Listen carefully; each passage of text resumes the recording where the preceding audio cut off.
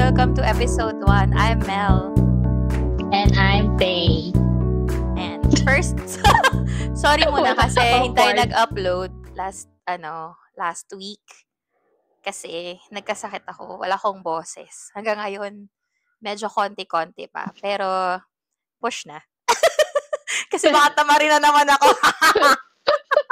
Baka 2 taon na naman kami mawala. Oo, 2 taon na naman hindi mag-record ng podcast.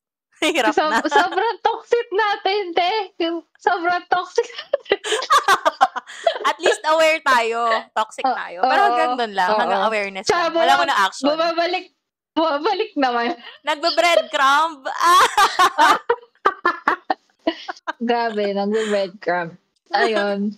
So, ang topic namin today is we want to talk about girlhood. Kasi, sakto kasi yung pag-uwi ni Ira last year. Last year? Feels like forever. Charot. Ira, miss ka na namin agad. So, yun. First meet up mo ba yun? First meet up mo din ba? Kasi parang since 2009, never kitang nakita. Ay, hindi. Parang nakita kita sa mga meet up sa Lasal before. Oo, kasi hanggang doon lang yung kaya kong i-commute. Ilang steps na sa bahay mo? Hindi, kasi ang lapit lang nun. Parang pag di pa ako nagpakita doon, sobra naman. Di ba? Oo. Tsaka doon ka nag-aaral dati. Oo, dati. Kaya nga, parang pag di pa ako nagpakita, suplada ko naman na nun. Okay. Oo. Ayun. So, teka lang, yung pusa ako, gusto niya lumabas. Anyway. So, gusto namin pag-usapan yung girlhood kasi para kasing ang laki niyang, ang laki niyang part in terms of creating community and connection din. Kasi, in terms of friendships, lalo pag adult, ang hirap pala, kasi ang dami mo iniisip. Lalo kapag adult ka na. Tapos ang hirap pala magbigay ng time and energy sa lahat. Correct. Lalo kapag busy ka sa adult and family life. Alala mo yung, ewan ko kung na-encounter mo to, pero dati, hindi ako naniniwala dito sa nabasa ko yata or narinig, na parang pag bata ka, ang marami sa'yo, energy, pero wala kang pera. Tapos, pag tumanda ka na, ang medyo marami sa'yo, pera, pero energy, wala ka na. Tapos, di man wala, pero parang konti. Pero pag nandun ka na sa talagang peak ng life mo na medyo matanda ka na, gray and old ka na talaga, ang marami ka na is pera, pero wala ka na talagang energy. Ay, sorry. Pag nasa gitna ka pa, time yung wala ka tsaka energy. Tapos ngayon, pag nasa pinakadulo ka na ng life mo, ang marami ka is yung resources or money. Ang medyo wala ka na talaga is time and yung energy. So, True. it's really up to you kung paano mo siya i-distribute sa life mo. Yung money, time, tsaka energy. Diba? Totoo. Correct. Parang nasa middle na tayo. Sa midlife na tayo. Tsaka, ang din, parang, ewan ko kung ba siya, kung standard experience pa siya sa lahat ng babae. Pero, parang ako, parang growing up, ang hirap-hirap i-navigate ng girlhood because parang lumaki kasi ako sa competitive na environment. Parang, yung i-compare ka sa babae sa class mo. Parang kunwari, si ganito, ang tangkad, ang ganda, ang talino, ganon. Tapos parang ako, instead of parang seeing them, appreciating them as who they are, parang nag-grow ako ng competitiveness against them. Tapos parang, ang hirap kasi parang feeling mo, wala masyadong room for everyone. Parang limited lang yung slot ng magaling na dapat na babae. Tapos dapat kasama ka doon. Hindi ko alam kung same experience, pero parang ganun yung feeling ko. So parang, Huwag ka na tayong lumayo kasi feeling ko sa pinsan. Sa pinsan mga ganyan. Sa family, di ba? Sa family. Oo. Hindi lang sa class, parang sa pinsan mo, "Uy, si ganito nasa abroad na, Oo, tapos oo. ikaw kailan ka mag-aasawa?" Gano'n. Tas parang Parang feeling mo at one point of your life, mas marami kang kaaway na babae kaysa mas mm. kasundo. Tas ang funny pa niyan, 'di ka sure kung kaaway ba yung tingin nila sa'yo o hindi. Ikaw lang yung Oo, ikaw lang yung nag-iisip ng gano'n. imagination imaginary Oo, ang funny imaginary pala nun 'no? haters. Ang funny pala ng face ng life na gano'n. Oo, feeling ko kasi ano din, patriarchy. Tsaka oo, I kasi guess. ang hirap maging female sa isang field na sanay kang male-dominated. Totoo. Tapos kailangan mo makipag-compete sa Mm, kapwa babae. Parang sakto yung pinapanood kong The Morning Show kasi hmm, about media siya, ganyan. mm, Tapos talamak yung gano'n na gusto lahat ng mm, babae umangat sa ranks, sa mm, career nila. mm. Ta's kailangan nilang mag-throw under the bus ng kapwa babae kasi yun Hmm, yung competition nila. Tapos nakakainis kasi na yung, pinapakita dun sa show is para sa male gaze sila nagko-compete. okey. Kasi hindi ka naman magko-compete sa environment na hindi hawak ng white male population. Kasi 'pag parang ang feeling ko kasi sa nakikita ko kahit sa freelancing kapag women-owned yung business, Hmm, parang normal sa kanilang mag-trailblaze na mag-create ng sariling path kaysa hmm, sundan yung mga path na ginawa ng white population na male hmm, o hmm. gym, bro marketers, ayaw Yeah. nila nung sumunod sa gano'n. So, I think ayun.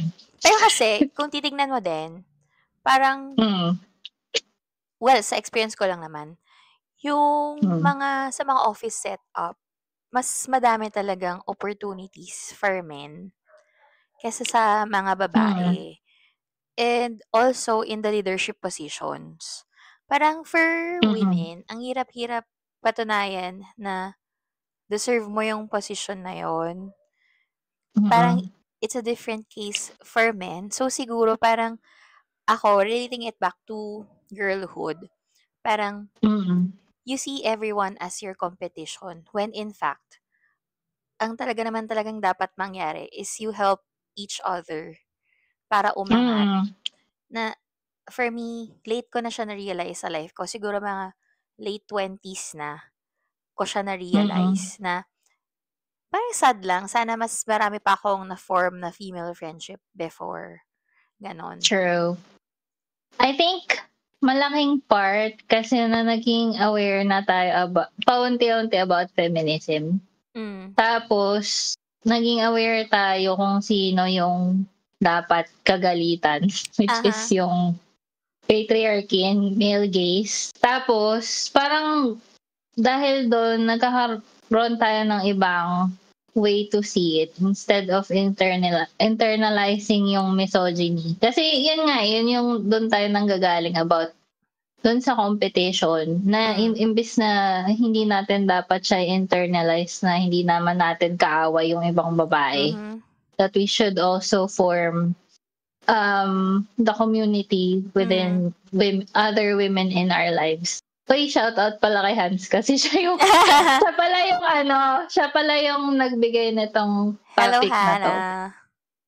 Oo, kasi ang ganda kasi lagi ko siyang nako-compare about dun sa trend na sinasabi nilang male loneliness epidemic, Yeah. Wait, may kukuwento ko about 'no? that. So, meron Mm, akong sidebar. So, ang tagal ko na 'tong nabasa. Nakalimutan ko lang kung saan mm, ko siya nabasa. Ta's hinahanap ko palagi yung article kung saan ko siya nabasa kasi gusto ko siyang i-share kasi every time may chance na sasabihin ko 'to, sinasabi ko talaga. So anyway, ano siya, meron siyang, yung article tungkol sa, isang trans man. So, mhm, nag-transition siya hanggang sa naging, fully transitioned man na talaga siya. Tapos hmm, kinukuwento niya na ngayong lalaki na siya, physically, parang nalulungkot siya kasi Mm. wala siyang kaibigan na lalaki. As opposed nung Hmm. babae siya, na parang sabi niya, "Ang lungkot-lungkot palang maging lalaki." Kasi nung babae ako, ang dami kong kaibigan na babae na parang we're Mm. very open about what we're going through. Feeling. Oo, Mm. na parang yung mga girls' night, ganyan, yung mga sleepover, may maraming gano'n. Tapos sa mga lalaki, wala nang masyadong gano'n. 'Di ba may mga memes na or may mga Mm. TikTok videos na makikita ka na anong ginagawa ng mga lalaki 'pag magkakasama sila? Nanonood lang silang TV tapos inom ng beer or whatever. Ta's parang I Or don't feel magge-games. Mm. I don't feel they talk about anything about their lives at all as opposed to me. I don't know your experience, pero ako, ang experience ko, whenever my friends Mm. come over or Mm. we meet, we parang have like a short catch up of what we missed out on each other's life for the past months, ganyan. Ganon. And like us Mm. also, ganon din yung nangyayari sa atin. And di ko alam kung Mm. same with men. So, ayun. Oo, tsaka kung kayo ay lalaki at nakikinig nito, feel free to To chime in kung provide tama ba us yung your mga pinasabi insight. namin or Kasi mali. baka iba kasi yung realidad namin at iba yung realidad ninyo dahil Most likely, magkaiba tayo oo. ng Mm. Pero yun, kasi sa girlhood, madali tayong magbigay, maging vulnerable when we feel safe with Mm. the people we talk to. Kasi Mm. yun yung lagi kong sinasabi sa Tumblr blogs ko na in order for me to be vulnerable, I need to feel safe with you. Yeah. Kasi sabi, parang ang key to connection talaga is vulnerability. But you Vulnerability. but you also need to feel safe. Kung sino yung sasabihan mo, kasi hindi naman lahat parang Mm. kailangan magkaroon ng access dun sa i-share mo or sa personal lives mo. Tapos, parang yun yung kailangan din talaga in terms of forming a connection. Yung maging safe, tapos mag-share ng vulnerabilities kung ano yung pinagdadaanan mo, ganyan. Kasi parang yun nga, ang hirap mag-heal in isolation. Kailangan mo talaga ng community para kumbaga yung shared lives nyo na isa't isa, tapos yung makasama nyo yung isa't isa, kahit hindi naman kailangan tulungan, yung Makikinig ma-feel mo lang. lang na na may kasama ka, tapos may yung comfort na andyan lang sila, na hindi naman nila kailangan i-solve yung problema mo, kundi yung presence and yung community. Meron akong related lit. Diyan, yung TED Talk ni Brené Brown. It's about vulnerability. Na TED Talk ba 'yun or parang Sorry, libro. Libro ba niya? Hindi, Atlas of the Heart yung Hindi. libro ni Brené Yung Brown. libro Pero niya. oo, meron siyang TED Talk yata or parang speech sa Netflix about vulnerability or parang being open, parang letting yourself be seen by other people. Kasi parang ngayon, ang tagal na 'to, so sana maalala ko pa siya ng tama. Parang ngayon, parang we feel compelled to look as if we're always put together. Ganon. Parang kailangan magmukha tayong palaging tama at alam mo yung ginagawa. When in fact, wala namang gano'n sa atin. Parang kahit sobrang tanda mo na, you're still figuring life out. Di mo pa rin siya talaga alam. Kasi first time mo naman mabuhay sa mundo eh. Totoo. Hindi mo Tsaka naman, wala namang manual. oo, di ba? So parang, Totoo. yung talk niya na gano'n, parang more of like, why you need to let yourself be seen, why you need to be open about your fears and whatnot. So, ganon. Yan. Tsaka kapag kasi hinayaan mong maging seen ka ng mga tao, lalo yung gustong mong mag-resonate sa'yo, doon kasi sila makakapag-create ng connection din. Or At sometimes kasi, makaresonate sa'yo. sometimes, aminin mo, parang you feel cringe when you're trying to put Oo. yourself out there, na parang, oh my gosh, ang cringy naman nito. Pero nakakatawa Oo. kasi merong nakaka-relate pala sa'yo na gano'n, Oo. 'di ba? Totoo. Lagi ko sinasabi na ang kalat ko kasi Mm, open ako sa feelings ko tsaka hindi mm, ako natatakot sabihin kung ano yung pinagdadaanan ko or mm. nararamdaman 'pag ready na akong mag-express. Pero andun nga ako nakakakuha ng mga taong andiyan para Like-minded. mag-support. Oo, yun Mm, din.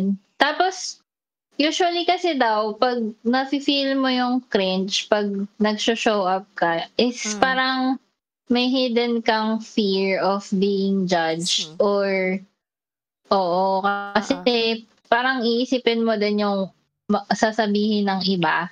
But Yeah. then again, wala naman tayong Sabi 'di ba, parang success is behind, success is ano ba? Ang hirap naman mag-English 'te. ano Parang ba self-help? hindi, parang makukuha mo lang daw yung success kapag Hmm, na-overcome mo yung feeling of being cringe, gano'n. true, totoo. Naging self-help episode na 'to. Oo nga, eh, imbes na girlhood.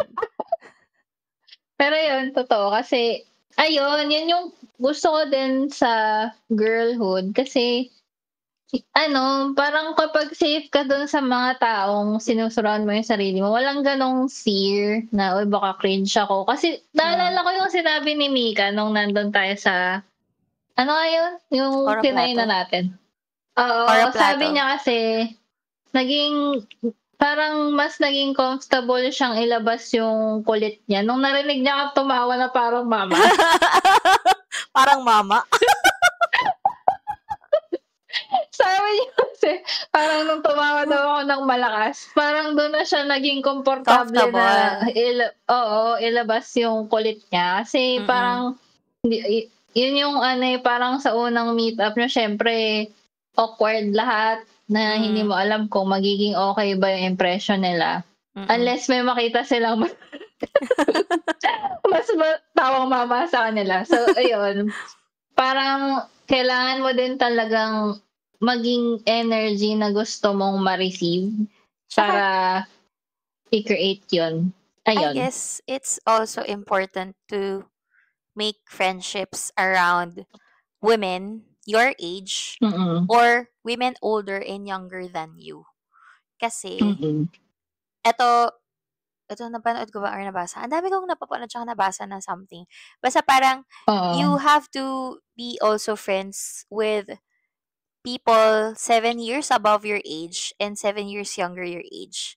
Kasi may mga bagay na hindi ka natutunan during that time na nung time na bata ka, may mga hindi ka pa Mm, alam nun na alam nila ngayon. Tapos yung mga women naman or kahit men, siguro people na mas matanda sa'yo, parang it's a different wisdom na magiging mo from that. Tapos yung wisdom naman na pino-provide ng mga younger than you is something that you most likely forgot already. Kasi nandito ka na sa hmm. age na yon. So parang you need to be reminded of the wisdom before and you need to know something that you don't know yet from the people naman na older than you. Parang ganon. Tama, true. Tulad nga ng sabi natin sa last episode, ayaw natin maging boomer. Yes, I guess yun Hindi din ako yun, no? close-minded na boomer. Oo, Oo. parang you also have Para to be baka mapalitan na yung line, ano ba 'yan, okey millennial. hindi na okay boomer.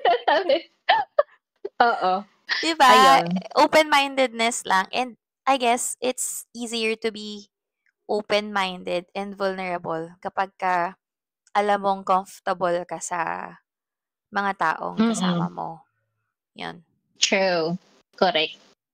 Kaya sobrang Ayun, sobrang revolutionary for me. Revolutionary nung nung movie na Barbie.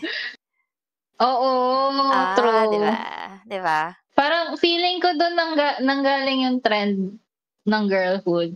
Yeah, I think dun lang siya Kasi parang yung na-solidify.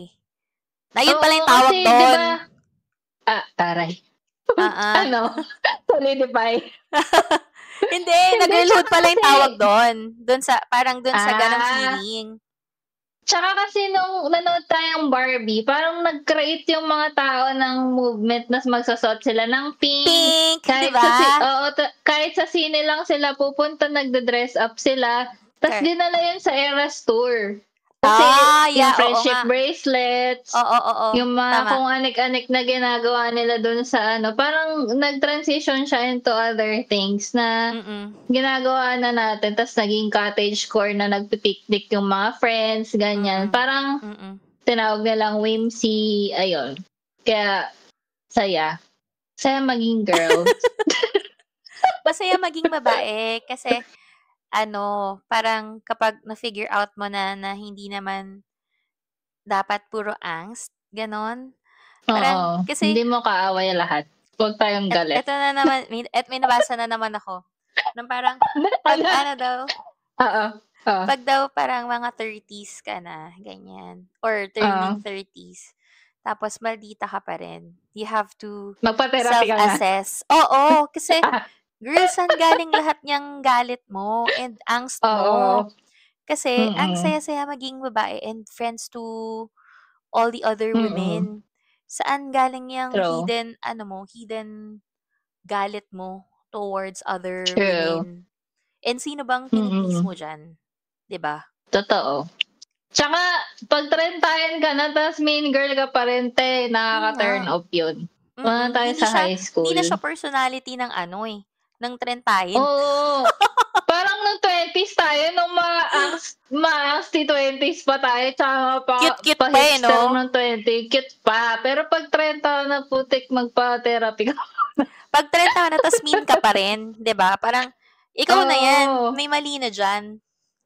Oo, tsaka kung ano yung circle na nagno-normalize nun, parang Tap okey. may naalala akong kuwento. Um, Ano? Hindi ko na Sige, sasabihin kung tao. sino, pero kasi ay nakikinig yung friend ko for sure, wait. Hindi Oh, ko na ano? sabihin kung sino kasi mahalata agad kung sino. Um, pagka meron kasi kaming Oo. na-encounter na sabi niya, parang sabi niya sa'min, "Wala akong masyadong friends na babae." Sabi niyang gano'n. Kasi Mm. hindi ko masyadong nakakasundo yung mga babae, ganyan-ganyan. Ta's parang ako, Mm. okey, parang hindi ko siya masyadong, minarinate on.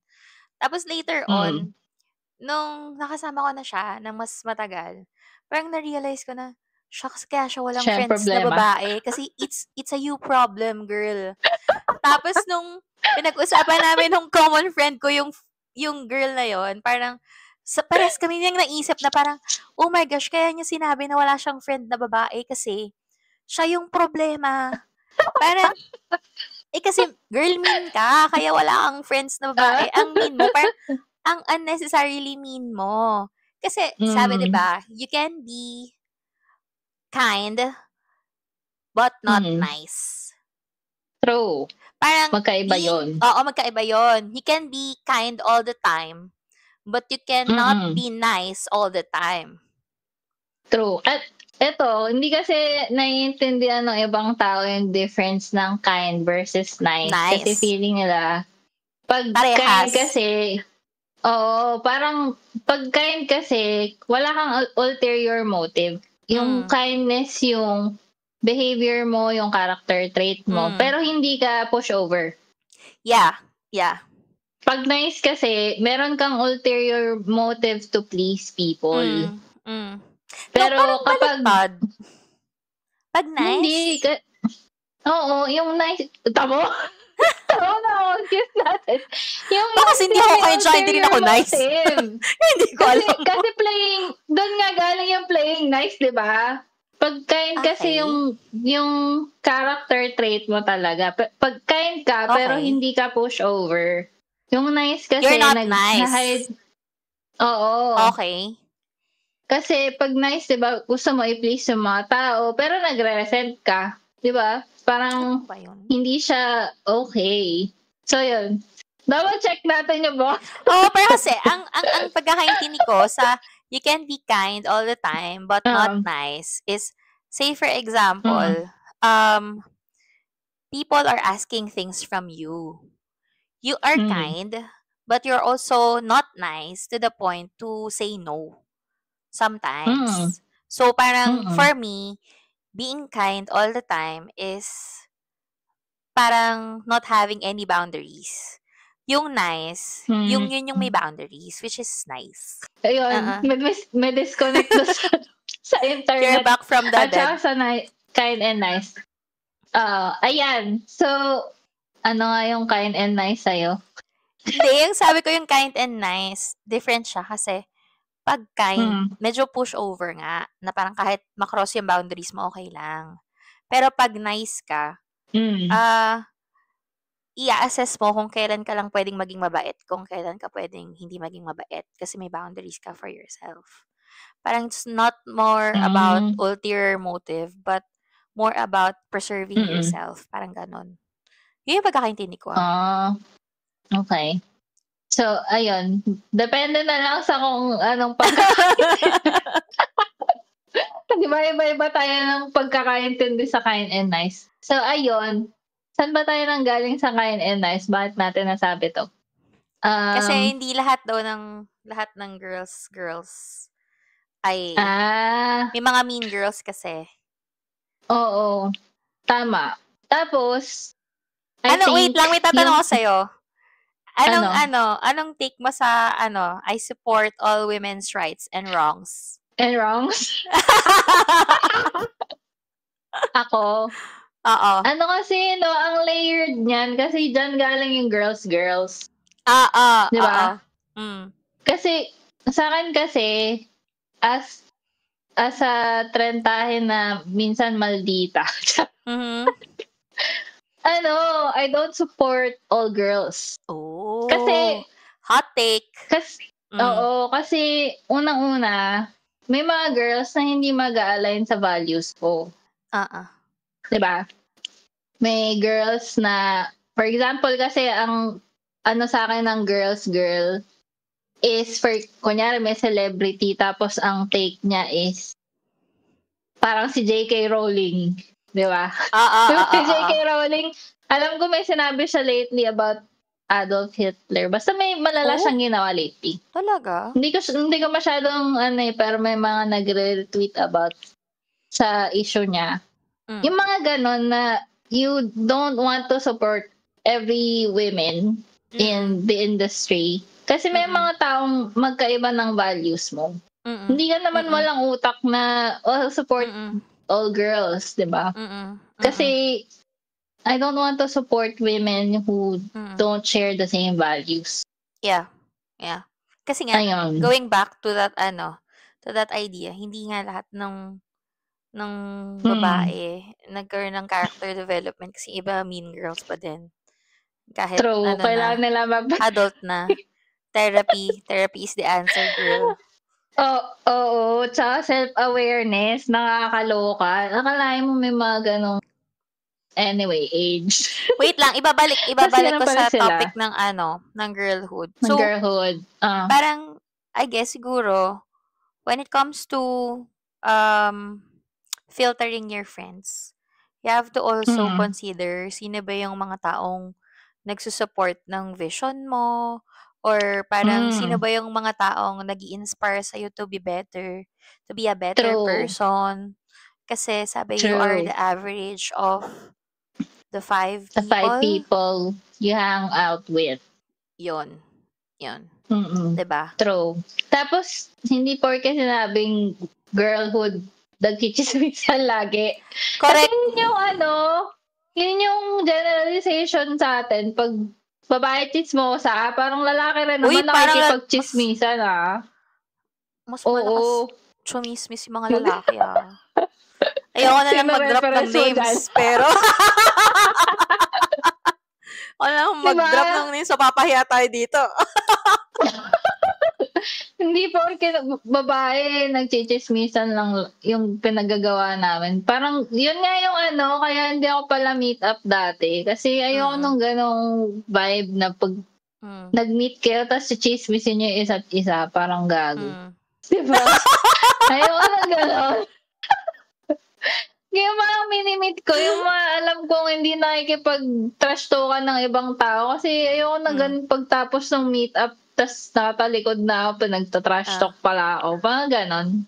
Ayun. So, safety talaga is number 1. Tapos, dapat yung paghahang yung pakikisamahan mo yung mga klase ng taong ka-value mo din or ka-align sa values mo.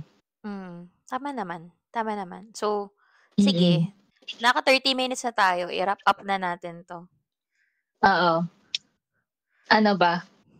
I think ang daming layer pala. Girlhood lang. Ang daming napuntahan. Ang daming napuntahan. Oo. Kasi sobrang layered niya pala, no? As in, hindi lang, sobrang nuance maging babae sa totoo lang. Ang dami kong gustong i-explain in terms of,